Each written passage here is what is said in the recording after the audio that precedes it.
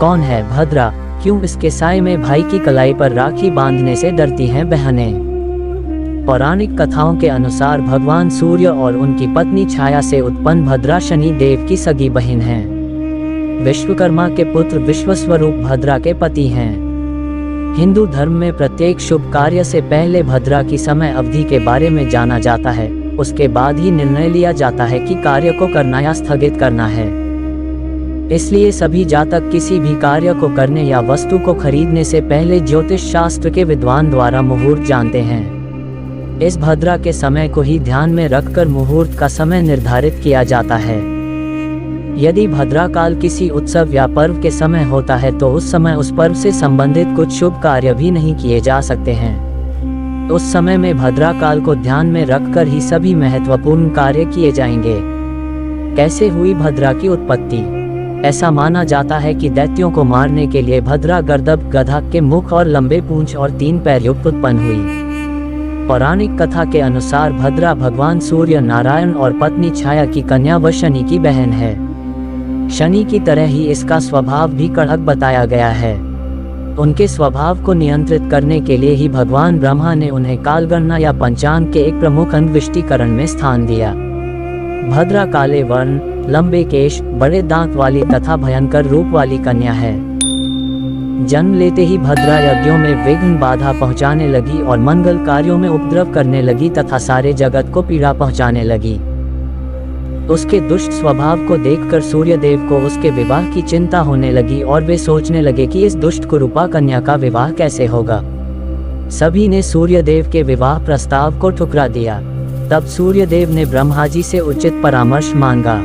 ब्रह्मा जी ने तब विष्टि से कहा कि भद्रे, बव, बालव, कौलव आदि करणों के अंत में तुम निवास करो तथा जो व्यक्ति तुम्हारे समय में गृह प्रवेश तथा अन्य मांगलिक कार्य करे तो तुम उन्हीं में विघ्न डालो। जो तुम्हारा आदर न करे उनका कार्य तुम बिगाड़ देना। इस प्रकार उपदेश देकर ब्रह्मा जी अपने लोक चले गए। तब से भद्रा अपने समय में ही देव, दानव, मानव समस्त प्राणियों को कष्ट देती हुई घूमने लगी। इस प्रकार भद्रा की उत्पत्ति हुई। जानिए भद्रा के 12 नाम। भद्रा को 12 अन्य नामों से भी जाना जाता है। यदि किसी कारणवश आपको भद्रा के समय में कोई शुभ कार्य करना अत्यंत आवश्यक हो अर्थात उसको स्थगित करना संभव न हो पाए तो जातकों को उस दिन उपवास रखना चाहिए।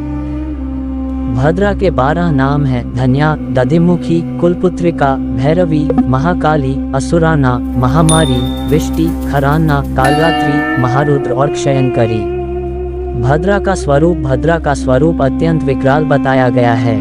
इनका रंग काला, केश लंबे और दांत बड़े बड़े हैं। ब्रह्मा जी के आदेश से भद्रा काल के एक अंश के रूप में विराजमान रहती है। अपनी उपेक्षा या अपमान करने वालों के कार्यों में विघ्न पैदा करके विपरीत परिणाम देती है।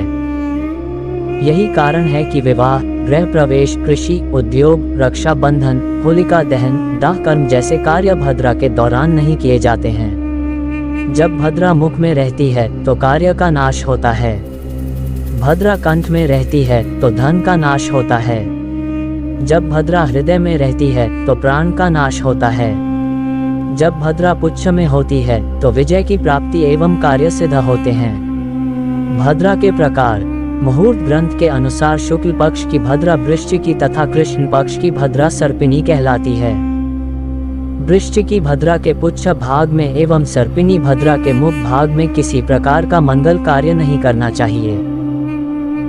महर्षि भृगु की संहिता में कहा गया है कि सोमवार और शुक्रवार की भद्रा कल्याणकारी, गुरुवार की पुण्यकारी, शनिवार की वृश्चिकी और मंगलवार, बुधवार तथा रविवार की भद्रा भद्रिका होती है।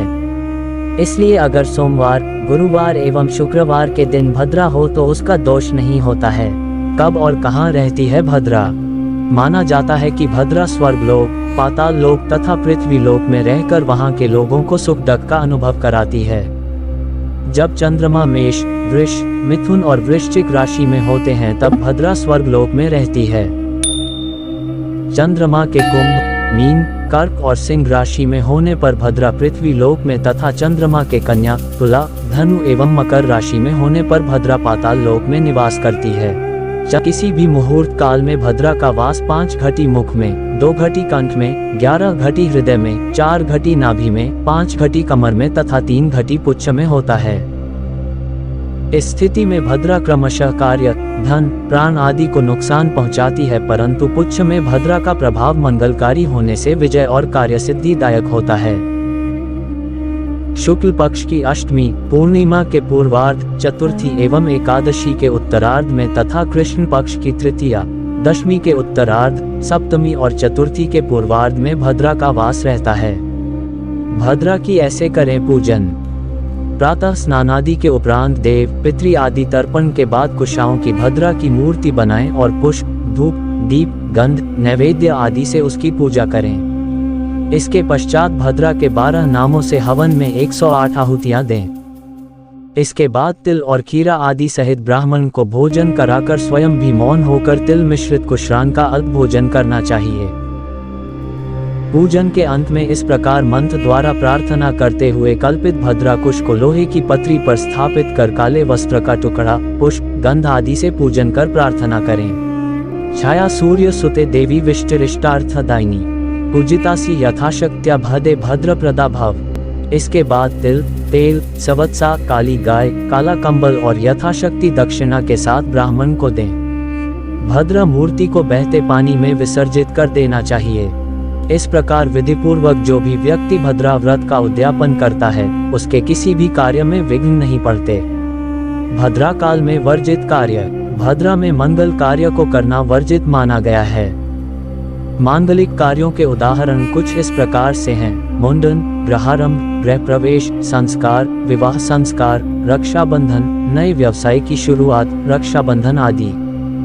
कोई भी मांगलिक कार्य को करने से पहले मुहूर्त को जानने का यह तात्पर्य है कि उस समय भद्रा न हो। मुहूर्त में भद्रा के उपरांत भी कई प्रकार की गणनाएं की जाती है और ग्रहों की अवस्था, नक्षत्र, पक्ष और योग आदि को देखा जाता है, लेकिन सर्वप्रथम भद्रा के समय को ही देखा जाता है। कश्यप ऋषि ने भद्रा का समय अनिष्टकारी प्रभाव वाला बताया है। वहीं कहा जाता है इस समय किए गए शुभ कार्यों का भी अशुभ प्रभाव मनुष्य पर पड़ता है। यदि कोई ऐसी परिस्थिति बनी हो जिसमें भद्रा में शुभ कार्य करने पड़े तो उस दिन उपवास रखें। भद्रा व्रत से परिहार। भविष्य पुराण के अनुसार भद्रा दोष के परिहार के लिए भद्रा का व्रत और उद्यापन किया जाता है। इससे व्रत करने वालों को भद्रा का कोप भाजन नहीं होना पड़ता और उनके कार्य निर्विघ्न संपन्न हो जाते हैं। भद्रा के अशुभ प्रभावों से बचने के लिए प्रतिदिन स्नान आदि के बाद भद्रा के 12 नामों का उच्चारण करना चाहिए। ऐसा करने से आरोग्य, धन एवं कार्यों में सफलता मिलती है।